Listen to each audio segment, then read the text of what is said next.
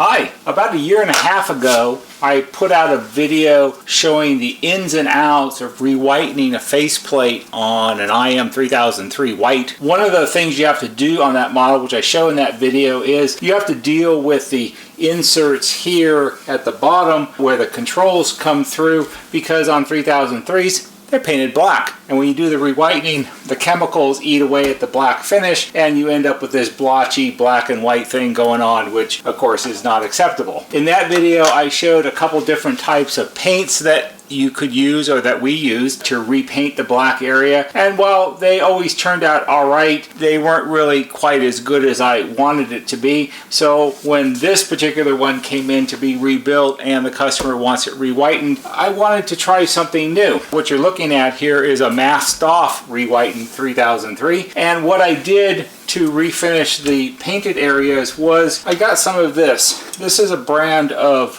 acrylic paint. It's used a lot in hobbies and things like that. It's Tamiya brand. It's good. It's made in Japan. It's good quality spray paint. So what I did was I masked off the area and I gave it a coat of their fine surface primer. The thing about spray paints are you really have to be aware of the size of the pigments that are in the paint. If you just go down to your local hardware store or home improvement center and buy a can of Rust-Oleum, the pigments in the Rust-Oleum or whatever kind of paint you're buying, they're big pigments, and this is a small fine area, and when the pigments are too big, it ends up looking all gloppy and not the way you want it. This is particularly designed for metal and plastics. It's a light gray, and it has very, very small pigment particles in it, which works really well. It doesn't obscure the details or build up in the corners and things and make it look ugly.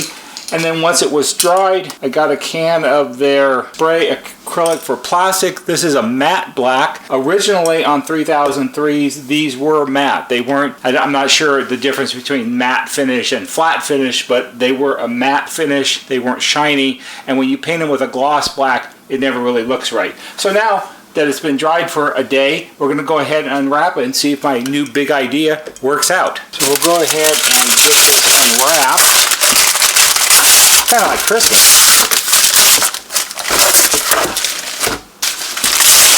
And just like Christmas, I'm going to throw all the paper on the floor. Of course, masking is important because you don't want to get black on your newly whitened faceplate. So we'll go ahead and peel all this off. And it isn't too hard to figure out what to mask, because basically I just followed what NuTone had done when they had these manufactured. Originally they were sprayed, because you can tell not only when you take the trim panels off of it, you can see where it was sprayed, but also if you look carefully on the inside, you can see where the spray went through the little slots and things and got on the inside of the unit a little bit. Go ahead and get that peeled off.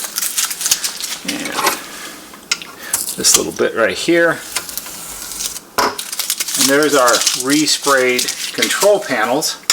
And there is no overspray on the white, which is good. So that looks very clean. The other thing I did when I took this apart is we have the two accent panels here. These were very carefully cleaned off. And then I gave them a quick coat of this. This is Rust-Oleum, oddly enough. This is a clear matte finish, and I just gave them a quick coating to help protect them. These, even in an ideal situation, they get somewhat chalky looking sometimes from, I think it's from the oils in your fingers and things. So since you already have it apart, you might as well protect that. And now all I have to do is glue these back in place like this, and it'll be all set.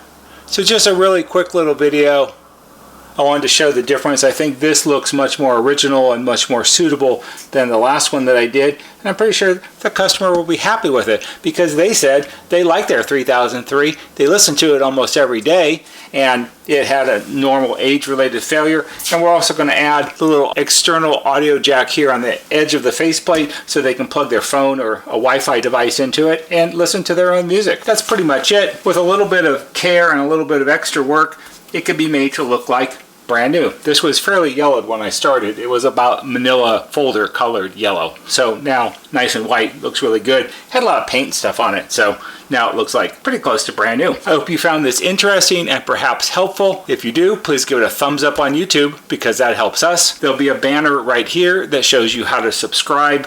Go to our YouTube homepage, click on the bell, and when you click on the bell, click on it to receive all notifications, and every time we post a new video, you'll get a notification and you can watch it. That's all for today. See you on the next video.